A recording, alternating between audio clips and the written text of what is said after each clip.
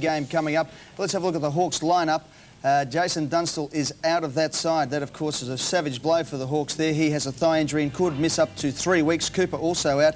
And a new player, Paul Barnard from East Perth, as well as Nugent coming into the side. This is the Hawthorn lineup, the 21 that has been picked. As you can see, the 2 new players there on the interchange bench at the moment. And Sam, without the great man at full forward, it's going to be hard for him. Just a certain air of ordinariness, is that a word, Eddie? Well, we know what you're trying to make out anyway, sir. A certain air of humility's come over that side with the tip-top man being out, and of course you'd still say that they're a pretty fair combination, but don't worry about having some tough opposition who they play against, because the side that they play against is up and running. And John Platten, of course, has had a hamstring injury during this week. Didn't do much training. Declared himself fit today. He is in the side, but obviously there's a bit of a question mark above him as well. Now, being a ruck coach, Sam, a former great ruckman, Crawshay up against Jimmy Steins. He's going to have his job ahead of him, the young fella there. Well, the classic contest between youth and exuberance and a little bit of experience with Jim, the next Brownlow medalist. But don't worry about Simon Crawshay. He's a very fair and capable operator. But of course, so is Steins, more of a follower than a ruckman. But Crawshay perhaps just feeling his way, but that should be an interesting contest as well. Shouldn't it, Ned? I think so, Timmy. I think Melbourne are going to be terrific. He's talking to Tim. He's not talking to you anymore. Well, I'd stuff you, Tim. Sam. No, Sam. Sam, Ned, Sam.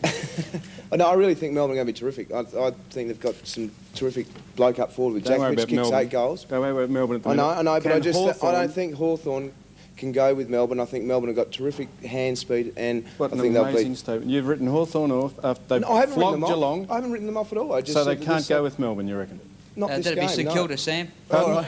That'd be St Kilda, Well, Sam. It was on telly last week. You might have seen it.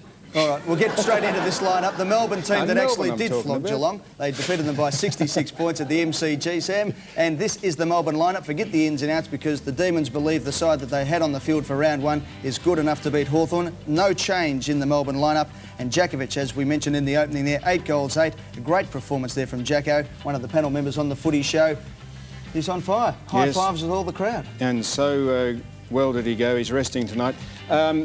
Unchanged. Why would you change a side that flogged Geelong? And that's who I was talking about. I'm very sorry, Sam, but just on the Jakovic thing, 21 kicks, 12 marks, 1 handball. What do you suppose went wrong with the handball? Well, he's desperately annoyed about that handball. He's solemnly promised to the Melbourne coterie that if he's forward to the centre line, he'll have a shot. And they can't understand why he hand-passed at all. I mean, it's just foreign to his makeup. Must have been an 8-8, he could have kicked 16 goals, because 8 and 8, in fact, is 16. I think you've got to take your hat off to Melbourne. I mean, they're continually written off as a side over the last 4 or 5 years, and they just keep popping up. And it was certainly a tremendous effort last week against Geelong. Sean White on Gary Ablett completely cut him out. And he won't have the ultimate test, Tim, this week, Sean White, because Jason Dunstall, Trevor, that's correct, he's not playing, is he? No, I think, as we just saw on the side there, no, he's not, well, Sam. That's a big Thanks hole. for asking. That's a big hole in their side. But I actually think that Melbourne will finish in the top 4. I'm going to get myself right out there on the limb, and I think they're one of the best sides in the competition, Melbourne. All right, we'll leave it there, and let's go you don't want to talk about it anymore? No, we'll leave it at that. I just made a big statement. It's a very big statement, and we've got that on record as well, so we might bring that one back later in the year. That's after one game. After one game, Tim has tipped that Melbourne will be in the top 4.